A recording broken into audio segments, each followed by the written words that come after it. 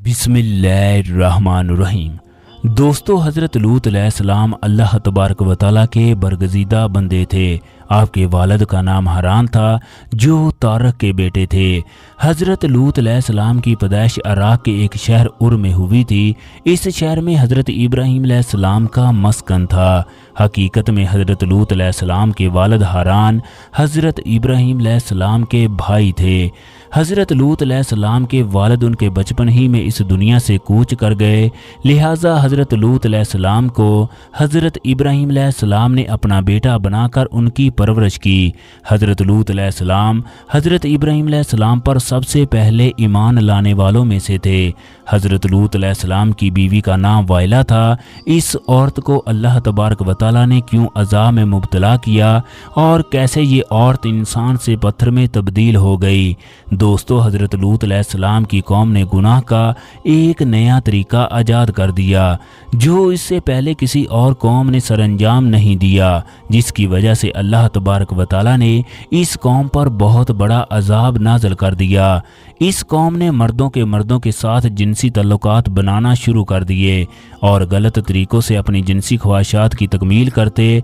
अल्लाह तबारक व तआला ने इस कौम को इस गलत काम से रोकने और इसको राह हदायत पर लाने के लिए इनके दरमियान इस इलाके में अपने बरगज़ीदा पैगंबर हज़रत लूत अलैहिस्सलाम को माबूस फरमा दिया।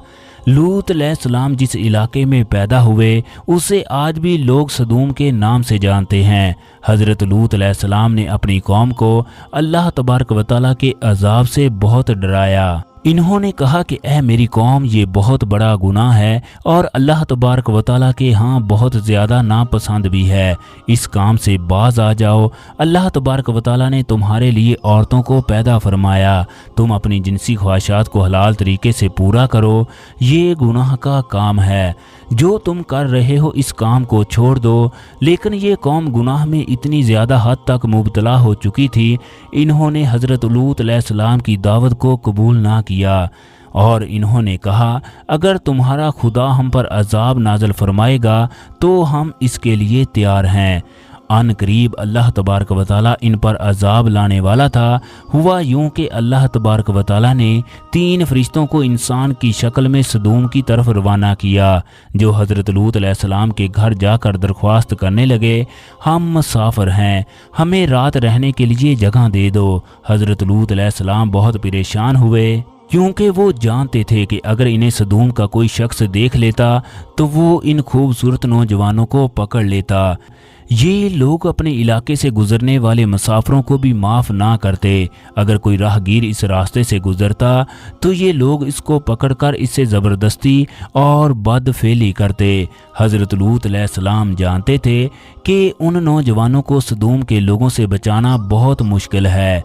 इसके बावजूद भी इन्हें अपने घर में रात रहने की इजाज़त दे दी। हज़रत लूत अलैहिस्सलाम की बीवी ने जब ये देखा कि 3 नौजवान इसके घर में रात रुकने वाले हैं तो इसके दिल में शरारत सूझी। इसने सोचा कि क्यों ना सदूम के लोगों को इस बात की खबर दी जाए। ये औरत उस वक़्त काफिर और मुनाफिका थी।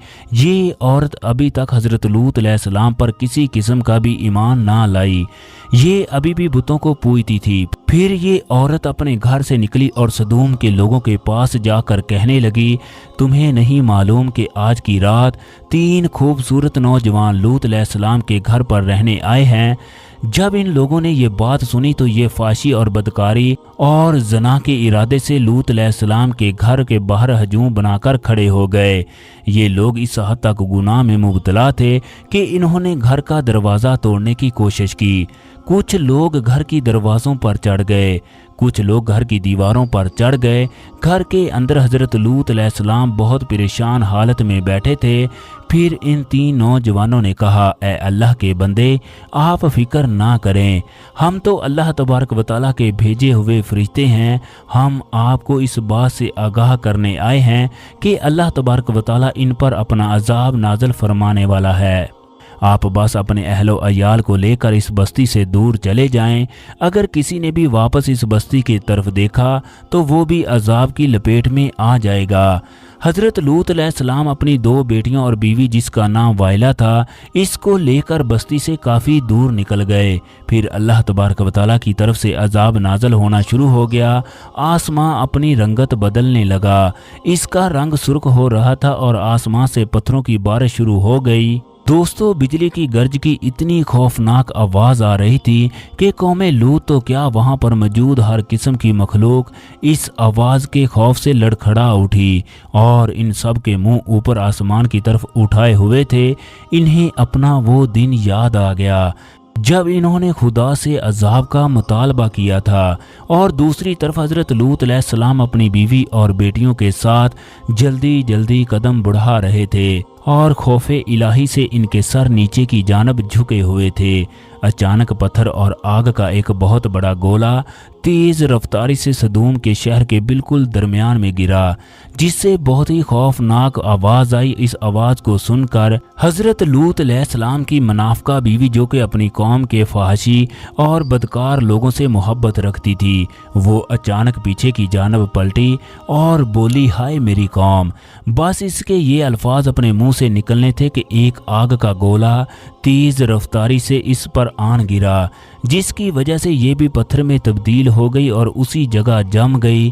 اللہ تبارک و تعالیٰ نے حضرت لوط علیہ السلام کی بیوی پر اس وجہ سے عذاب نازل فرمایا کیونکہ اس نے پیچھے مڑ کر دیکھا تھا، کیونکہ جب ہر شے تباہ ہو رہی تھی تو اسے اپنے مال و دولت کھو دینے کا ڈر تھا، جس کی وجہ سے اس نے پیچھے مڑ کر دیکھا اور اللہ تبارک و تعالیٰ نے اسے عذاب میں مبتلا کر دیا۔ جب حضرت عیسیٰ علیہ السلام کو اوپر اٹھانے کا وقت قریب آتا گیا تو آپ علیہ السلام نے اپنے حواریوں کو چند نصیحتیں کی، جن میں سے ایک یہ بھی تھی۔ حضرت عیسیٰ علیہ السلام نے اپنی حواریوں کو کہا، حضرت لوط علیہ السلام کی بیوی کا واقعہ یاد رکھنا۔ حضرت عیسیٰ علیہ السلام نے یہ کیوں کہا؟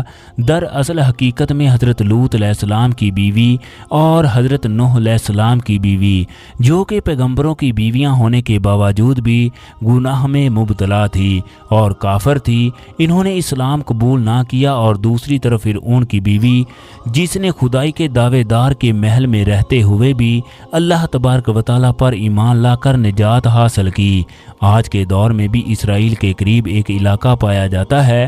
تحقیق کرنے پر معلوم ہوا کہ یہ وہی جگہ ہے جس جگہ قوم لوط رہتی تھی۔ یہ وہی سدوم کا شہر تھا جسے اللہ تبارک و تعالیٰ نے اپنے عذاب سے تباہ و برباد کر دیا۔ آج سدوم کے علاقے میں انسانی زندگی کا تصور بھی نہیں کیا جا سکتا۔ اس جگہ پر کوئی بھی کاشتکاری نہیں کی جا سکتی، حتیٰ کہ اس علاقے میں پینے کے قابل پانی بھی موجود نہیں ہے۔ چند سال قبل کچھ تحقیق کاروں نے اس جگہ کے قریب ایک لمبے پتھر کا مجسمہ دریافت کیا۔ اصل میں یہ دیکھنے سے حضرت لوط علیہ السلام کی بیوی واحلہ کا مجسمہ تھا۔ یہ مجسمہ دنیا کے ہر انسان کے لیے عبرت کا نشان ہے۔ حضرت لوط علیہ السلام کی بیوی کے واقعے سے ہمیں سبق ملتا ہے کہ ہمیں اپنا محاسبہ کرنا چاہیے کہ کیا ہم بھی اللہ تبارک و تعالیٰ کے بتائے ہوئے طریقوں کو مد نظر رکھ کر اپنی زندگی گزار رہے ہیں۔ کہیں قیامت کے دن اللہ تبارک و تعالیٰ کے ہاں ہماری بھی پکڑ نہ ہو جائے۔